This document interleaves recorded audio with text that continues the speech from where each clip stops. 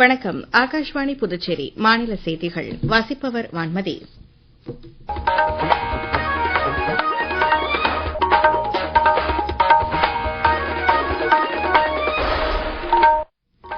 தலைப்புச் செய்திகள்.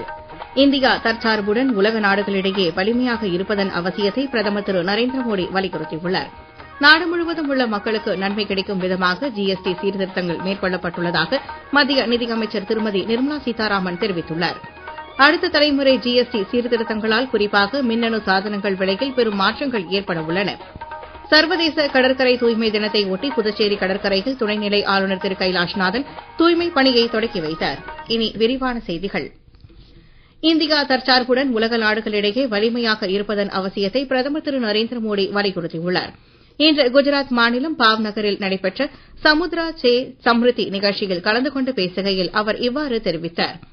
இந்நிகழ்ச்சியின் போது 32,000 கோடி ரூபாய் மதிப்பிலான பல்வேறு திட்டங்களை தொடங்கி வைத்து 7,800 கோடி ரூபாய் மதிப்பிலான முக்கிய கடல்சார் திட்டங்களை திறந்து வைத்தார்.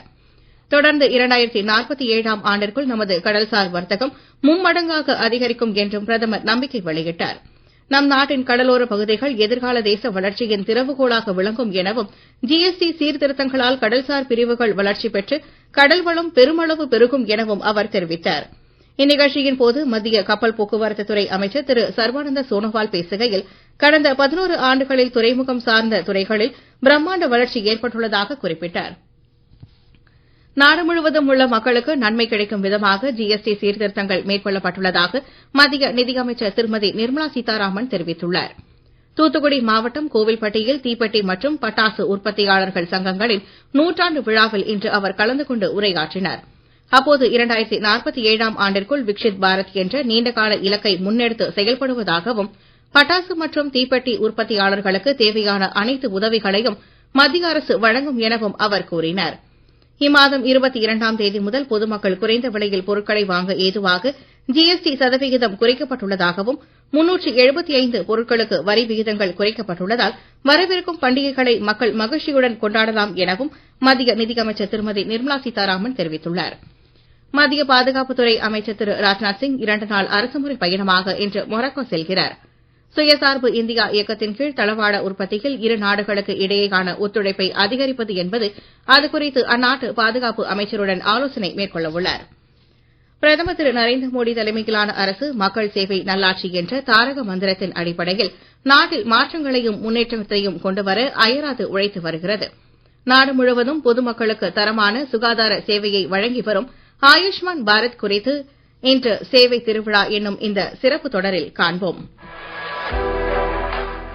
கடந்த 11 ஆண்டுகளில் பிரதமர் திரு நரேந்திர மோடி தலைமையில் இந்தியாவின் சுகாதார அமைப்பில் ஆழமான மற்றும் சிறப்பான பல மாற்றங்கள் ஏற்பட்டுள்ளன. கடந்த 2018இல் தொடங்கப்பட்ட ஆயுஷ்மான் பாரத் பிரதான் மந்திரி ஜன் ஆரோக்கிய யோஜனா உலகின் மிகப்பெரிய சுகாதார காப்பீடு திட்டமாகும். ஒவ்வொரு குடும்பத்தினருக்கும் ஆண்டுக்கு 5 லட்சம் ரூபாய் வரை காப்பீடு வழங்கும் இந்த திட்டம் 12 கோடி குடும்பங்களுக்கும் 55 கோடி மக்களுக்கும் நன்மை பயக்கும் திட்டமாக விளங்கி வருகிறது. கடந்த ஆண்டு அக்டோபர் மாதம் 29ஆம் தேதி பிரதமர் திரு நரேந்திர மோடி 70 வயதுக்கு மேற்பட்ட அனைவருக்கும் பயனளிக்கும் விதமாக ஆயுஷ்மான் வயவந்தனா யோஜனா திட்டத்தை அறிவித்தார். हम चाहते हैं कि देश के सामान्य व्यक्ति के जीवन में, क्योंकि संकट अमीरों को नहीं आता है, ये संकट गरीब को आता है. आमतौर पे आपको मालूम है, आप इंश्योरेंस निकालने जाएं, कितना मेडिकल चेकअप होता है और वो तय करता है इसको दें या न दें, पता नहीं ये लुढ़क जाएगा. तो ये स्कीम ऐसी है, आपको सिर्फ फॉर्म भरना है. अगर आप बीमार भी होंगे तो भी इसको बीमा मिल सकता है. ஆதார் அட்டை மூலம் எளிதில் பதிவு செய்யக்கூடிய இந்த திட்டத்தால் முதியோர்கள் சுகாதாரம் தொடர்பான சேவைகளை எளிதாக பெற முடிகிறது. பிரதமர் திரு நரேந்திர மோடியின் தலைமையின் கீழ் சப்கா சாத் சப்கா விகாஸ் சப்கா விஸ்வாஸ் சப்கா பிரயாஸ் என்ற கொள்கையை நடைமுறைப்படுத்தி ஒருங்கிணைந்த சுகாதார சூழலை அரசு வெற்றிகரமாக இத்திட்டத்தின் மூலம் உருவாக்கி உள்ளது குறிப்பிடத்தக்கது.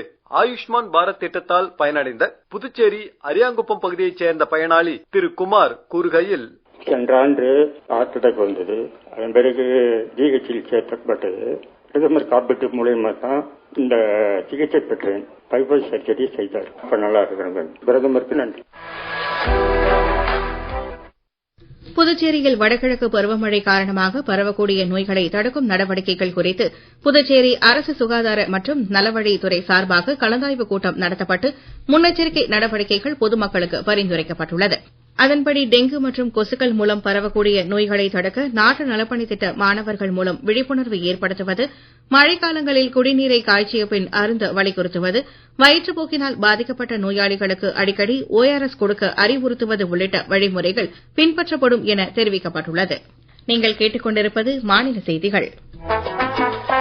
ஆகாஷ்வாணி செய்திகளை நேயர்கள் உடனுக்குடன் தெரிந்து கொள்ள எமது புதுச்சேரி மண்டல செய்தி பிரிவின் சமூக ஊடகங்களான @airnews புதுவை என்ற எக்ஸ் பக்கத்தையும், all India radio news Puducherry என்ற Facebook பக்கத்தையும், @RNU புதுச்சேரி என்ற யூடியூப் சேனலையும் அணுகலாம்.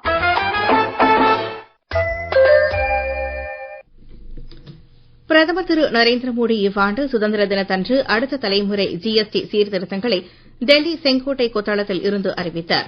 சாதாரண மக்களின் வாழ்வை எளிதாக்கும் வகையில் பல்வேறு துறைகளுக்கான வரி குறைப்பை இம்மாதம் 3ஆம் தேதி GST சபை அங்கீகரித்து பிரதமரின் தொலைநோக்கு பார்வையை நிறைவேற்றியது. இதில் குறிப்பாக மின்னணு சாதன GST சீர்திருத்தங்கள் குறித்து இன்றைய தொகுப்பில் பார்க்கலாம். பிரதமர் திரு நரேந்திர மோடியின் அறிவிப்பிற்கு ஏற்ப சரக்கு மற்றும் சேவை வரி சீர்திருத்தங்கள் நாளை மறுநாள் முதல் நடைமுறைக்கு வரும் நிலையில் மக்களின் சுமையை குறைக்கும் வகையில் மின்னணு சாதனங்கள் பிரிவில் பல்வேறு பொருட்களுக்கான வரி குறைக்கப்பட்டுள்ளது. ஏசி, தொலைக்காட்சி பெட்டி உள்ளிட்ட பல மின்னணு சாதனங்களின் வரி 28% இருந்து 18% குறைக்கப்பட்டுள்ளது. இதனால் வீட்டு உபயோக மின்னணு சாதனங்கள் வாங்கும் திறன் அதிகரிப்பதோடு உள்நாட்டு உற்பத்தியாளர்களும் பயனடைவார்கள் என எதிர்பார்க்கப்படுகிறது. கம்போஸ்டிங் மிஷின் மீதான GST வரி 12% இருந்து 5% குறைக்கப்பட்டுள்ளதால் குறைந்த செலவில் கழிவுகள் மேலாண்மை என்பது சாத்தியமாகிறது. அதேபோல 2-வே ரேடியோ சாதனங்களுக்கான வரி விகிதம் 12% இருந்து 5% குறைக்கப்படுவதால் காவல்துறை, பாதுகாப்பு மற்றும் ராணுவ அமைப்புகளுக்கான கொள்முதல் செலவுகள் குறையும். அடுத்த தலைமுறை GST சீர்திருத்தங்களால் மின்னணு சாதனங்களின் விலை குறைந்து அதன் அணுகுமுறை மேம்பட இருப்பதும் குறிப்பிடத்தக்கது. சர்வதேச கடற்கரை தூய்மை தினத்தை ஒட்டி இந்திய கடலோர காவல்படை சார்பில் கடற்கரை தூய்மை பணி காந்தி சிலை அருகில் இன்று நடைபெற்றது. துணைநிலை ஆளுநர் திரு கைலாஷ்நாதன் தூய்மை பணியை கொடியசைத்து தொடக்கி வைத்தார். தொடர்ந்து தேசிய மாணவர் படை மற்றும் நாட்டு நலப்பணி திட்ட மாணவர்களுடன் சேர்ந்து கடற்கரை தூய்மை பணியில் ஈடுபட்டார். தூய்மை பணியில் ஏராளமான மாணவர்கள், பொதுமக்கள் மற்றும் தன்னார்வலர்கள் கலந்து கொண்டு கடற்கரையை தூய்மை செய்தனர். இந்திய கடலோர காவல்படை வீரர்கள் ஹெலிகாப்டர் மற்றும் அதிநவீன ரோந்து படகுகள் மூலம் செய்த சாகச நிகழ்ச்சியும் நடைபெற்றது. இதனை ஏராளமான பொதுமக்கள் கண்டு ரசித்தனர். இதேபோல் காரைக்காலில் நடைபெற்ற நிகழ்ச்சியில் குடிமைப் பொருள் வழங்கல் துறை அமைச்சர் திரு திருமுருகன், மாவட்ட ஆட்சியர் திரு ASPS ரவி பிரகாஷ் ஆகியோர் கலந்து கொண்டு தூய்மைப் பணியில் ஈடுபட்டனர். சேவா பக்வாடா 2025 ஒரு பகுதியாக CBCID காவல்துறையினர் பங்கேற்று போதைப் பொருள் ஒழிப்பு மற்றும் ஹெல்மெட் அணிவதன் அவசியம் குறித்த விழிப்புணர்வு இருசக்கர வாகன பேரணி கடற்கரை சாலையில் நடைபெற்றது. கடற்கரை சாலையில் தொடங்கிய இருசக்கர வாகன பேரணி முக்கிய நகர வீதிகள் வழியாக சென்று மீண்டும் காந்தி சிலையில் நிறைவடைந்தது. புரட்டாசி மாத முதல் சனிக்கிழமையொட்டி புதுச்சேரியில் உள்ள பல்வேறு பெருமாள் கோவில்களில் நடைபெற்ற சிறப்பு பூஜையில் ஏராளமான பக்தர்கள் கலந்து கொண்டு வழிபட்டனர். பிரசித்தி பெற்ற காந்தி வீதி, வரதராஜ பெருமாள் கோவில், முதலியார்பேட்டை வண்டிய பெருமாள் கோவில், ராமகிருஷ்ணா நகர் லட்சுமி ஹயகிரிவர் கோவில் உள்ளிட்ட கோவில்களில் பக்தர்கள் நீண்ட வரிசையில் நின்று சுவாமி தரிசனம் செய்தனர். புதுச்சேரியின் பிராந்தியமான ஏனாமில் விளையாட்டு மேம்பாட்டு ஆணையம் சார்பில் ஃபிட் இண்டியா சைக்கிள் பேரணியை புதுச்சேரிக்கான டெல்லி சிறப்பு பிரதிநிதி திரு மல்லாடி கிருஷ்ணாராவ் கொடியசைத்து துவக்கி வைத்தார்.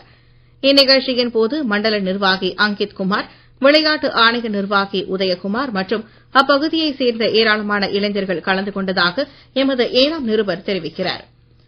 புதுச்சேரி வடக்கு பிரிவு காவல் நிலையங்களின் எல்லைகளுக்கு உட்பட்ட பகுதிகளில் உள்ள ரவுடிகளின் வீடுகளில் காவல்துறையினர் ஆபரேஷன் திரிசூல் என்னும் அதிரடி சோதனையில் ஈடுபட்டனர். அப்போது அப்பகுதியில் குற்றப்பின்னணி உள்ளவர்கள் யாரேனும் பதுகி உள்ளனரா, ஆயுதங்கள் பதுக்கப்பட்டுள்ளதா என்பது குறித்தும் விசாரித்தனர். மீண்டும் தலைப்புச் செய்திகள். இந்தியா தற்சார்புடன் உலக நாடுகளிடையே வலிமையாக இருப்பதன் அவசியத்தை பிரதமர் திரு நரேந்திர மோடி வலியுறுத்தியுள்ளார். நாடு முழுவதும் உள்ள மக்களுக்கு நன்மை கிடைக்கும் விதமாக GST சீர்திருத்தங்கள் மேற்கொள்ளப்பட்டுள்ளதாக மத்திய நிதியமைச்சர் திருமதி நிர்மலா சீதாராமன் தெரிவித்துள்ளார். அடுத்த தலைமுறை GST சீர்திருத்தங்களால் குறிப்பாக மின்னணு சாதனங்கள் விலையில் பெரும் மாற்றங்கள் ஏற்பட உள்ளன. சர்வதேச கடற்கரை தூய்மை தினத்தை ஒட்டி புதுச்சேரி கடற்கரையில் துணைநிலை ஆளுநர் திரு கைலாஷ்நாதன் தூய்மை பணியை தொடக்கி வைத்தார். இத்துடன் இந்த செய்தி அறிக்கை நிறைவு பெறுகிறது. வணக்கம்.